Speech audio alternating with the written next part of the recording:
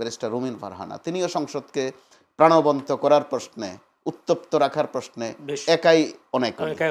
তার সাথে নিশ্চয়ই তিনি আরো সহযোগী পাবেন, সেটাকেও আমরা নেতিবাচকভাবে না দেখে ইতিবাচকভাবে দেখতে পারি। আর রাজপথের যেটা, সেটা উত্তপ্ত থাকবে। সংসদকে কার্যকর করতে গেলে বা অন্তত আলোচনা গরম রাখতে গেলে অনেক লোক লাগে না। আমরা যা দেখেছি বিভিন্ন এলাকা ঘুরে, আপনি নিজের এলাকায়, আমি আমার এলাকায় দেখেছি, আওয়ামী লীগ লোকেরা অনেকে ভোট দিয়েছেন এবং সে অনেকে বলছেন যে বিএনপি আসার কারণে আওয়ামী লীগের প্রত্যাবর্তন শুরু হওয়ার সম্ভাবনা আছে। কবে নাগাদ প্রত্যাবর্তন হতে পারে বলে মনে হয় আওয়ামী লীগ? যারা এটা বলছেন তারা মন গড়া বলছেন না, বাস্তব দৃষ্টি বলছেন।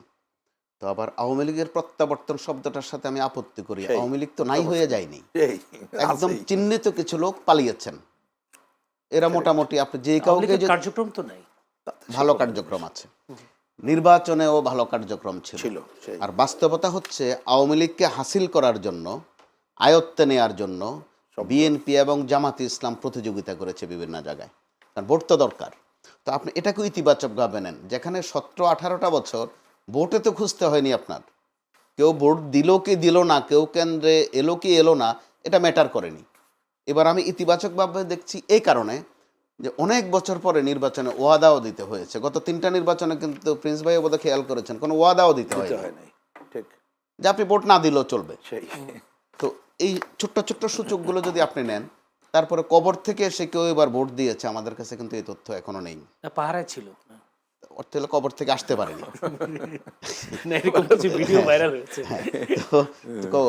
গত 3টা বার আমরা দেখেছি পরবাস বা কবর থেকে এসেছে, আবার ভোট দিয়ে কোন ফাঁকে চলেও গেছে। তো এবার ওই ধরনের লক্ষণ আসেনি। আবার নির্বাচনে যে শতাংশের হিসাবটা আমরা বারবার বলছি, এটা 2টা পার্ট, একটা হচ্ছে নির্বাচনে আর একটা হচ্ছে সংসদে। আমাদের এখনো যেই প্রথাগত অথবা বিদ্যমান ব্যবস্থা, প্রিন্স ভাই, সম্ভবত 1% ভোট পড়লেও ভোটটা বৈধ হয়ে যায়। তাহলে এবার যেহেতু অন্তত একটু মাত্রাগতভাবে বেড়েছে, আবার টিআইবি যে তথ্যটা দিয়েছে, আমি মনে করব গণতান্ত্রিক ব্যবস্থাপনায় তারা একটা ভূমিকা রেখেছে, চাপ তৈরি করেছে।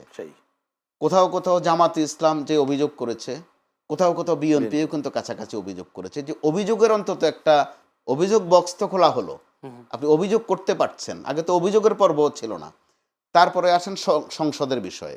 সংসদকে কার্যকর করতে গেলে বা অন্তত আলোচনা গরম রাখতে গেলে অনেক লোক লাগে না। আমি এখানে উদাহরণ হিসাবে 73-এর সংসদের কথা উল্লেখ করব। একা একজন সুরঞ্জিত সেনগুপ্ত গোটা সংসদকে কিন্তু কাঁপিয়ে দিয়েছেন। ওই আমলেও সরকারের নানান ত্রুটি বিচ্যুতি তিনি ধরেছেন। বাংলাদেশের সংসদীয় রাজনীতির ইতিহাসে তার এটা কিন্তু একটা গুরুত্বপূর্ণ অংশ। তো এবার সংসদে যারা গেছেন, জামাতে ইসলামের মধ্যে যারা গেছেন, শীর্ষ পর্যায়ের কয়েকজন তো দুর্দান্ত মেধাবী, সত্য তো।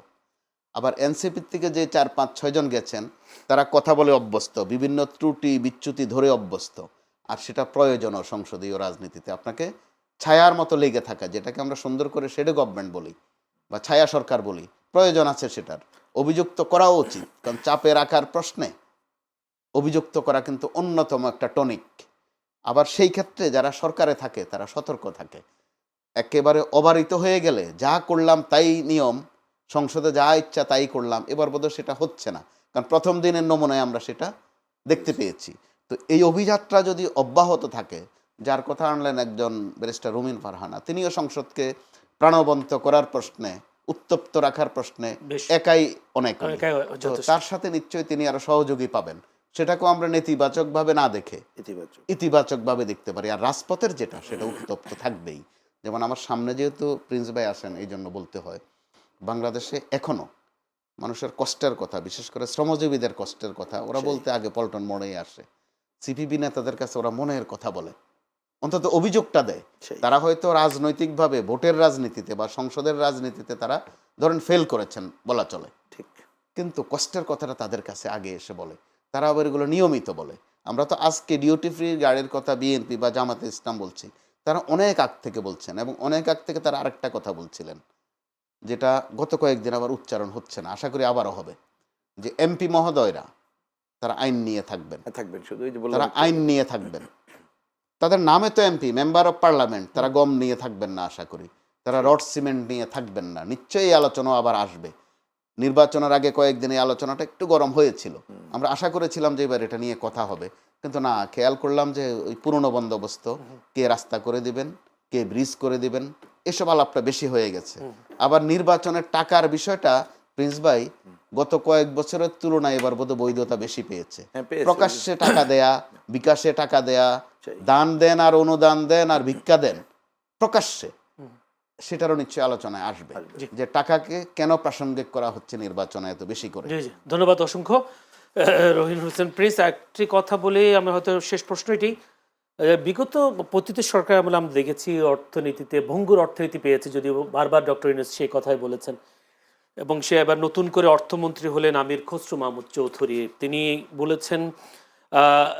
বলেছেন এভাবে, অর্থনীতিতে গণতন্ত্র আনতে হবে, পরিবেশ ও অর্থনীতি নষ্ট হয় এমন কোনো প্রকল্প বর্তমান সরকারের আমলে নেওয়া হবে না। তিনি এই কথা বলেছেন, কর্মসংস্থান তৈরি হবে এমন প্রকল্পে বিনিয়োগ করা হবে। এই নতুন অর্থমন্ত্রী অর্থনীতিতে নতুন করে আসার আলো কতটা দেখাতে পারবে বলে মনে হয়? না দেখুন, আমি একেবারেই মানে পিন পয়েন্ট আলোচনায় যাই আর কি। একটা তো আমাদের সাথে একটা বড় ডিফারেন্স এই জায়গাটায় হয়ে যায় সবার, যে আপনি যে ইকোনমিটা চিন্তা করছে টুয়ার্ডস কোনটা, লক্ষ্যটা কি। আপনি যদি একটা শুধুমাত্র পুঁজিবাদী কাঠামোর মধ্যে রাখতে চান, অনেক সময় ইচ্ছা করলেও পারবেন না। কিন্তু মুক্তবাজার মানে পুঁজিবাদীর যে সামনেটা চলে আসে, সেইখানে যে কতগুলো পজিটিভ কাজ করা যায় না তা না, আমি কতগুলো বলেছি। ধরুন বোঝার জন্য বলি, এই যে কর্মসংস্থানের ক্ষেত্র তৈরির প্র্যাকটিক্যাল যখন যেটা প্রয়োজন সেইটা আপনি করতে গেলে কিছুটা আগাইতে পারবেন। আপনি সামাজিক বেষ্টনী খাতের টাকা আপনি খালি বরাদ্দটা চিন্তা করি আমরা, কিন্তু বরাদ্দর কত পার্সেন্ট দুর্নীতিমুক্তভাবে ব্যবহৃত হচ্ছে সেটাই কিন্তু বড় বিষয়। মানে এই রকমের কতগুলো জায়গায় যদি আপনি সুনির্দিষ্ট করতে পারেন, এবং আপনাকে যদি প্রথমেই একেবারে চিন্তা থেকে যে তথাকথিত পপুলিস্টিক জায়গা থেকে এই কাজ না দিয়ে আমি পিপল ওরিয়েন্টেড জায়গায় এই জায়গায় দেবো, আমি যার জন্য এটা বলছি যে এইখানে তিতুমির সহ অন্যরা যারা আছেন তারা যদি ভূমিকা নেন সেইটা আমরা দেখার পক্ষে। আমি এখানে একটা ব্যক্তিগত স্মৃতিচারণ করি, যদি তারা, আমি সাধারণত এগুলো করি না কিন্তু জানি না ওনার কারণে আজকে করছি কিনা, আমি পরিষ্কার বলে দিই, শুনলে শোনার জন্যও বলি না। নভেম্বর মাসে একটা সাংবাদিকদের অনুষ্ঠানে বিএনপির জেনারেল সেক্রেটারি ফখরুল ভাই, উনি আমাদের সিনিয়র, ওনার সাথে কথা ছিল, উনি আমাকে খুব আকস্মিকভাবে অনেক আলোচনা এটা বললেন যে আপনারা তো অনেক লেখাপড়া করেন, দেশের যে ইকোনমির পজিশন, আমি তো আর সোশ্যালিজম করবো না, এইটার কাঠামোর মধ্যে কিভাবে ভালো করতে পারি, যদি কোনো বুদ্ধি টুদ্ধি থাকে বললেন আমাদেরকে, দেখবো। আমি আমার কাছে শোনার ব্যাপার বলছি না, ওনারা যদি তার মানে যদি ওনারও ওই পজিটিভ চিন্তা থাকে এবং বুদ্ধি নেওয়ার তাগিদ বোধ করেছেন, তাগিদ থাকে, যদি একেবারে বলেছিল, এটা আমি তারিখ 25শে নভেম্বর ওই যে টেলিভিশন সাংবাদিকদের একটা দীর্ঘ ওনার সাথে আমার আলাপ চাই, অনেক বিষয় আলোচনা হয়েছে, অনেক পজিটিভ আলোচনা। তো এইটুক যদি হয় তাহলে এই কাঠামোর মধ্যেও কিছুটা অগ্রগতি করা যাবে না, আমি তা মনে করি না। এই সাথে প্রবক্তা আরেকটা কথা বলি, যেটা আমি মনে করি ইকোনমির সাথে সম্পর্কিত, দেখবেন অনেক সমস্যার সমাধান হবে। ভাই যেটা বললেন, আমি দেখলাম ফখরুল ভাই বলছেন যে দ্রুত স্থানীয় সরকার নির্বাচন হবে। ফার্স্ট বলতে হবে, আমি সংবিধানে যা আছে স্থানীয় সরকারকে দক্ষ দুর্নীতিমুক্ত স্বাধীন প্রতিষ্ঠানে রূপান্তরিত করলাম, স্থানীয় সরকার হবে, পার্লামেন্ট মেম্বার হস্তক্ষেপ করবে না।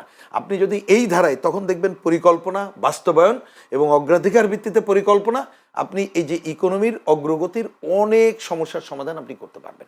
জি, ধন্যবাদ, অসংখ্য ধন্যবাদ। দর্শক, আমরা এতক্ষণ আলোচনায় ছিলাম তারেক রহমানের শুরু, ইউনূসের বিদায়, সেই সাথে আরও সমসাময়িক বিষয় নিয়ে আমরা আলোচনা করবার চেষ্টা করেছি।